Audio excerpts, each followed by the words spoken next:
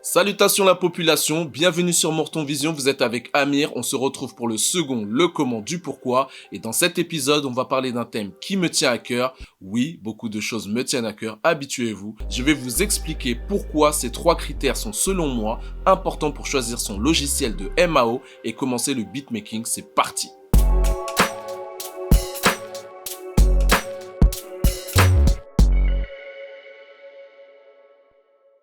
Nous y voilà. Après vous avoir expliqué pourquoi je vous conseillerais de mettre votre enfant au beatmaking, qui en fait était une manière à peine dissimulée de vous conseiller à tous de vous y essayer, y compris à toi là, je viens avec quelques propositions de critères qui vont, je l'espère, vous aider à choisir le bon outil à utiliser pour bricoler votre musique. Bah oui, j'allais pas vous laisser en chien quand même. Je vais, avant de commencer, clarifier certaines choses. Pour parler de ces logiciels, je vais peut-être utiliser des termes tels que station audio numérique, digital audio workstation ou séquenceur.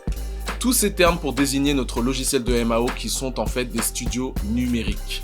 Vous êtes sûrement en train de vous demander pourquoi plutôt que de vous présenter des critères pour vous permettre de faire votre choix, je ne vous propose pas directement d'aller vers tel ou tel logiciel. Ma réponse est simple. J'ai préféré prendre le parti d'être relou. Voilà. Non, plus sérieusement, il y a déjà pas mal de vidéos sur internet qui peuvent correctement vous orienter à ce niveau-là. Vous pourrez trouver beaucoup de vidéos de qualité et présentées par différents profils de personnes qui vous diront soit que le séquenceur qu'ils utilisent est le meilleur et que celui de l'autre est moins bon, soit d'autres plus objectifs et qui vous feront carrément des comparatifs. J'ai testé pas mal de logiciels de MAO, soyons bien clairs, je ne parle pas de l'empereur, donc de musique assistée par ordinateur. Et je peux vous assurer que faire le bon choix n'est pas aussi simple qu'il n'y paraît. C'est un peu comme choisir sa moitié, c'est pas parce que le logiciel vous plaît qu'il va plaire à un autre. Et surtout, ce n'est pas parce que le logiciel vous convient aujourd'hui qu'il vous conviendra dans quelques années et inversement. Ceci n'est pas une incitation au divorce, hein. Point.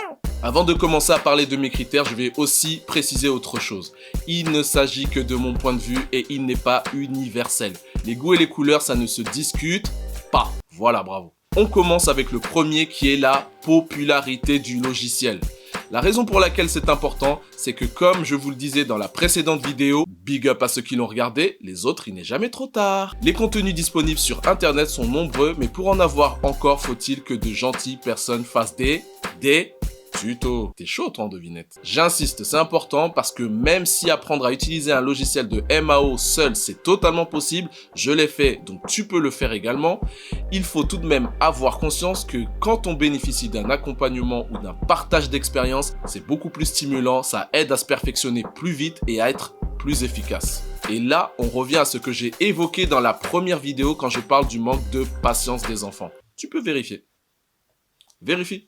Le second, c'est l'ergonomie du logiciel. Je pense qu'il y a quelque chose de commun à l'utilisation de tout outil et même à l'occupation de tout espace. Et dans ce cas très précis, on est dans les deux. Parce que le logiciel va être à la fois un outil qui va vous permettre de créer de la musique, mais aussi d'une certaine manière un espace de création dématérialisé. C'est en quelque sorte une salle du temps où la notion du temps ne compte plus. Big up Dragon Ball Z.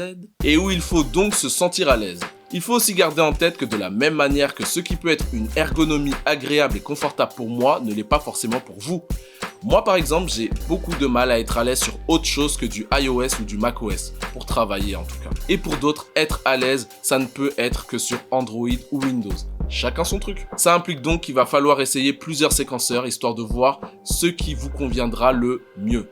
Et à ce niveau-là, ce qui est top, c'est que la quasi-totalité des logiciels de MAO proposent une version d'essai de quelques jours, de quelques mois ou plus même. Et donc ça va vous permettre de voir si vous appréciez ou non l'ergonomie de tel ou tel logiciel. Déjà, voilà une astuce en or selon moi. Essayez les logiciels, n'ayez pas peur. Où on en était déjà? Le troisième, c'est le prix, bien évidemment. On ne va pas se mentir, acquérir un logiciel de MAO pour créer de la musique, en général, ça coûte de l'argent.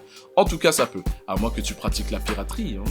Big up Jack Sparrow. Je parle de prix, mais en vérité, je pourrais aussi parler de rapport qualité-prix. Parce que oui, acheter un logiciel pour commencer la création musicale, ça demande de l'investissement. Mais il y en a pour toutes les bourses, même les vides en fait. Et appréciez ce luxe parce qu'on verra que quand on abordera dans une prochaine vidéo le matériel que je vous conseillerais d'acheter pour faire du beatmaking, on va rentrer dans une autre histoire, dans une autre dimension, une autre bourse. Mais ça va, il n'y a pas besoin non plus d'être Bill Gates, hein. Ceci étant dit, je tiens à préciser que ce n'est pas parce que le logiciel coûte plus cher qu'il est mieux pour vous. Je vous invite donc encore une fois à regarder des vidéos pour vous informer sur les différentes fonctions livrées avec les stations audio numériques.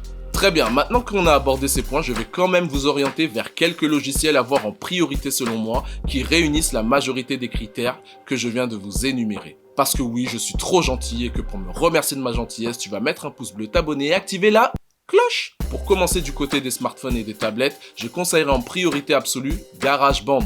Excellent, mais disponible uniquement sur iOS et macOS. Vous avez aussi BandLab qui est un logiciel qui est multiplateforme et LMMS, multiplateforme aussi, mais que je ne trouve pas si simple à utiliser que ça. À vous de vous faire votre avis, vous me direz dans les commentaires. En tout cas, les logiciels que je viens de vous citer pour smartphone et tablettes sont complètement gratuits. J'ai pas trouvé moins cher que gratuit. On va maintenant passer aux séquenceurs pour Mac et PC. On peut citer Logic Pro X qui est mon favori mais qui n'est dispo que sur macOS. On a aussi Ableton qui est excellent. Le célèbre FL Studio qui est probablement le logiciel avec lequel tu auras le plus de facilité à trouver des tutos et qui est de réputation très simple à utiliser.